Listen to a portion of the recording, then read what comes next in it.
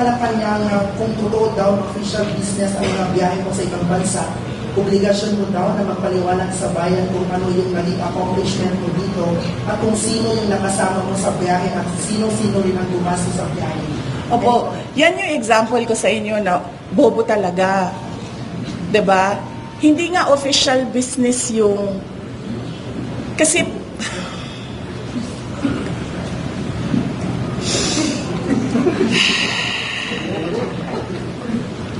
kailangan ko pa ba mag-explain? Sige, kailangan ko mag-explain nito, no? Kasi ang kausap mo medyo mahina, 'di ba? So, sige.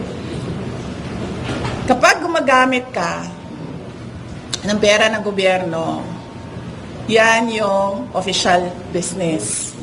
Kapag hindi mo ginagamit yung pera ng gobyerno, mag-leave ka at yan yung personal. Okay? Kapag gumagamit ka ng pera ng gobyerno, official business yan, kailangan mong mag-report. Magsabit ng report. Kapag personal siya, at walang gamit ng pera ng gobyerno, hindi mo kailangan mag-report. So, ganun lang yan ka-simple na kailangan ko pa i-explain.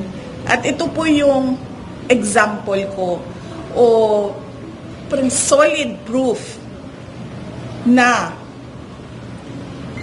ano ba ibang term ng bobo? Ano yung mas magandang term ng bobo? So, iba pa.